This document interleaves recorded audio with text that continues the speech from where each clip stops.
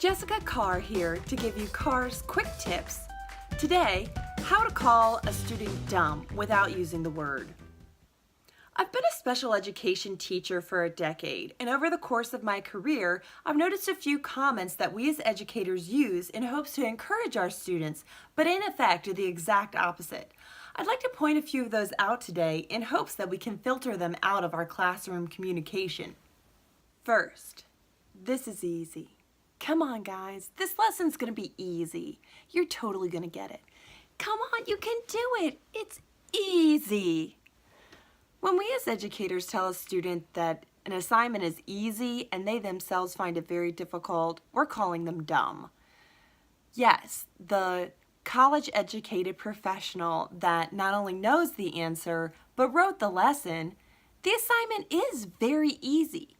But to a student with attention deficit or learning disability or even general gaps in knowledge, counting in 4/4 measure or identifying an illusion in a novel is not easy.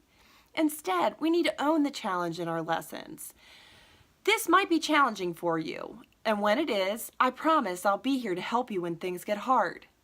That way, when a student finds themselves challenged or is struggling with a concept, it's not an anomaly. They're expecting it, and they know they can turn to you for help. 2, this isn't your best work. I know you can do better.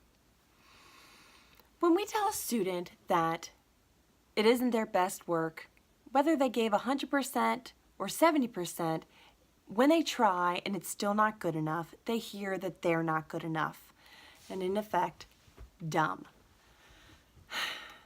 Instead, we need to step back and ask them, if you gave yourself a grade on your effort, would it be an A+ effort? B, C? Was there any effort? Whatever they give themselves as a grade, believe them. It'll give you insight as to what trying is to them, and also, if they feel safe, they'll answer more and more honestly of, you're right, no, I didn't try. And then you can ask the question, well, what was different? Why didn't you try on this one? Or maybe, why aren't we ever trying? How can we make the next time be your A+ effort? 3, you can do this. Even Johnny can do this. You can do this. With this one, we've effectively called 2 birds dumb with 1 stone. Johnny, maybe he sleeps all class, maybe doesn't show, but we've collectively agreed that he's dumb because we're using him as the example, and comparatively, the student we're talking to is even dumber because if Johnny can do it and he still can't, what's wrong with him? Instead, point those things out as positives. I see Johnny's really getting the lesson. Why don't you buddy up with him and see if he can explain it in a better way that you might be able to understand? When we do that, 1, we make Johnny out to look smart, which who doesn't love that? And 2, maybe Johnny can explain it a little better or just differently in a way that that student might understand better. Finally, my favorites, the exclamatory words like, wow, or really? These are usually coupled with some kind of demonstrative hand gesture like, why? Or, really?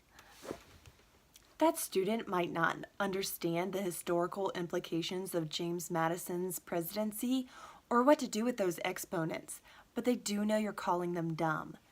Instead, and this one takes acting, which all the best lessons incorporate, try masking the emotion you'd really like to convey with inquiry, like, wow, really? Can you take me through that thought process? How did you come to that conclusion? When a student feels safe that they can talk without being judged or demeaned, they'll open up and tell you their thought process, and then you'll be able to see where the error was or which building blocks are missing in their schema. I'd like you to consider what it's like when you're presented with information that makes you uncomfortable. For instance, say you're a coach that enjoyed math but hated reading and writing, and you come to professional development on literacy and given a list of root words to define. It's hard, but your presenter comes to you and says, come on, this is easy. You use these words every day. Give it your best effort. At least try. Or you're an English teacher that didn't really like math, but you come to a team meeting and given a huge list of data and told, I'd like you to make a statistical comparison showing the growth or the decreases using these groups of data. Ugh, that makes some people feel uncomfortable. But your presenter says, come on, even Mr. Smith's doing this. You can do it too. It doesn't feel good. It doesn't make you try harder. It makes you feel pretty dumb. In closing, I hope these quick tips are helpful in considering your own classroom communication and creating an environment of safety where students can feel free to learn and fail and not feel dumb doing so.